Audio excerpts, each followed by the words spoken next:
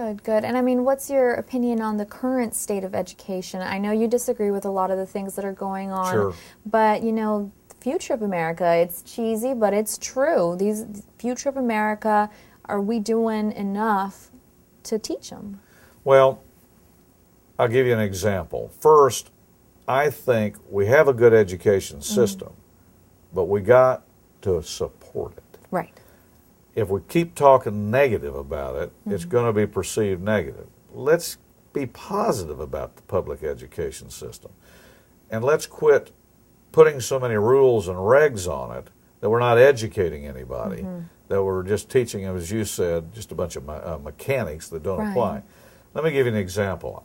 I would like to allow teachers to have more input into the system. And I filed a bill. There's a 9-member Teacher Retirement Board. Okay. Now, what is the Teacher Retirement Board? Teacher retirement is the system that pays our retired teachers.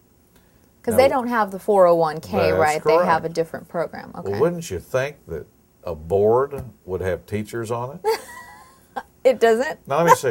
Banks have bankers on their boards, and corporations have their people on the board, but teachers aren't the makeup of the teacher. So I've introduced a bill.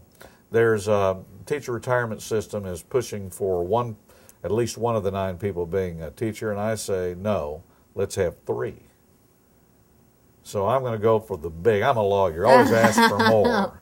But I mean, it makes sense to me that here's a board, let's make sure teachers are there. Have a say. But that's kind of the way I look at the whole education. Yeah. If we can get more teacher involvement all over the system, and let more practical things come in rather than paperwork and rules and regulations, I think you'll see a positive development.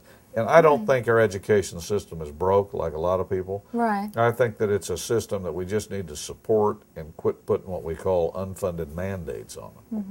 So that's my view there. My mother will be happy that you asked that very question. nice. Good. And on another topic, freedom of speech, something very close to my heart and to many reporters.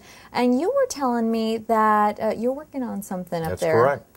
We have, in my committee, was presented what we call the Reporter Shield Law. And unbeknownst to me, I thought the law was already in place that you as a reporter, your sources were protected under freedom of speech. And I find out that is not correct, that in Texas, your sources are not, and you could be put in jail. Well, to me, my view is people should be able to talk to the press, talk to the media, talk to the reporters. Then that's up to you to follow the leads and do it, but you need some protection. So right now before our committee is the Reporter Shield Law. Right. And I am the chairman of that committee, and I am working with all the sides to try to see if we can get an agreement on that particular law so we can get that passed in the state of Texas. Now, you're in agreement with it.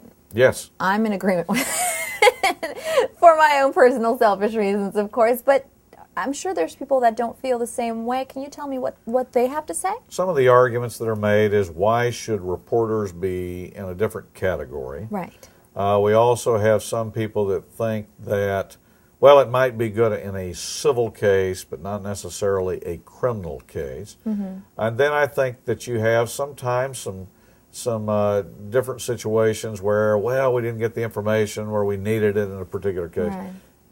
My view is no matter whether you have an agreement or disagreement, the theory is generally agreed upon. Okay. The theory is generally agreed upon. And that's what happens with most things, isn't it? That's correct. But I will say this to the 2 groups that have been working on it. They've both been working on it, and they have been very dedicated, and there has been very positive goals being achieved. So I do applaud all the sides because they are trying. We like to hear that. Absolutely. Yeah. But it's a positive. I've supported it for many years, and I hope that I'm able to help the situation out so we can get a good law. And does that change, judicially when a judge Absolutely. asks you have to speak and you don't, so you won't, as if this passes, one wouldn't be put in jail? That's absolutely correct. Okay, wow. That's absolutely correct, because you really shouldn't, because, I mean, that threat is really then kind of putting a quash on the information you're trying to get. So, But we're making great strides, and I will tell you, I feel very positive about the strides being made.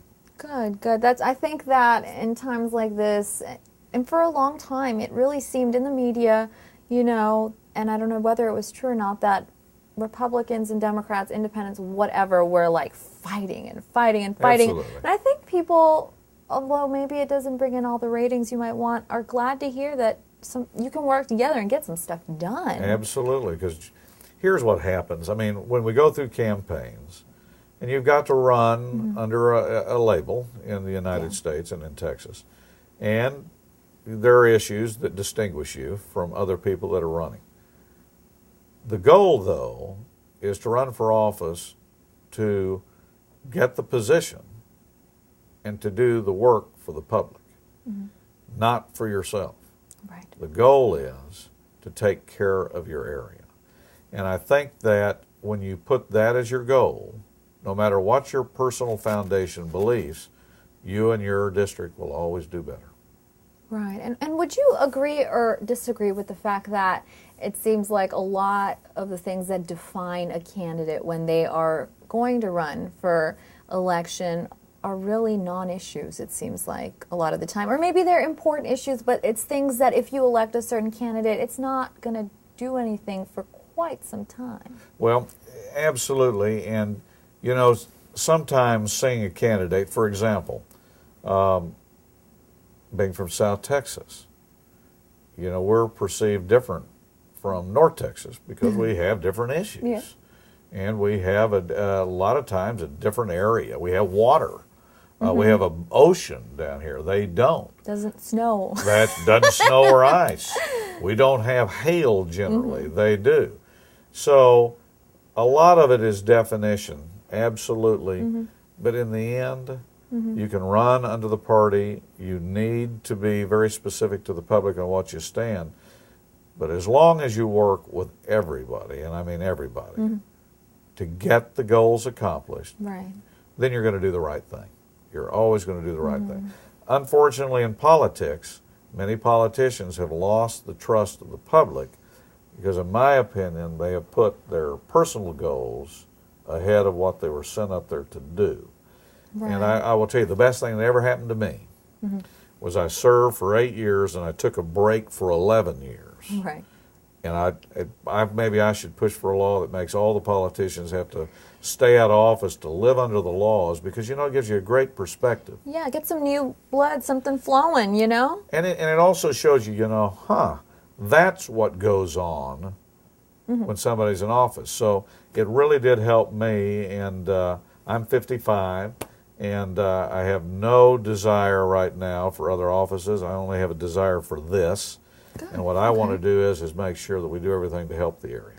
And you know, when you just mentioned that, the thing that really messed up a lot of politicians is that they put their own, you know, Absolutely. ideas and goals ahead of what they should be doing. And let's talk about that, because a lot of times you are elected to an office and you have your own ideas, maybe stuff that you know, when you campaign, you said, this is what I think.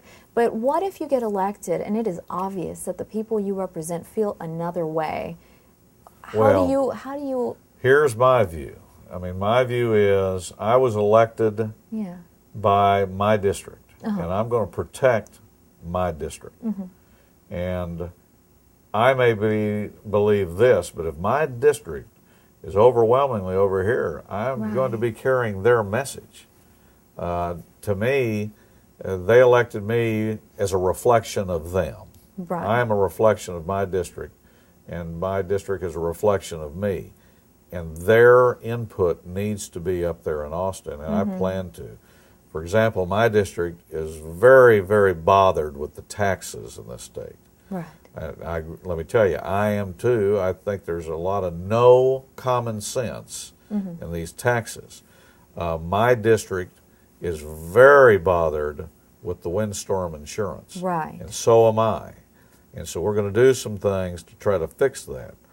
There's an interesting deal. There's an issue that my district and I are 1,000% together, and our enemies are other areas of the state that think because we live by the water that we should have to pay this huge amount of money Yet if they have hail and tornadoes in other areas of the state, they just want to ignore that. And I said, no, you don't get to ignore it. But the answer to your question is legislators need to reflect their district. They need to protect their district. They need to stand up for their district.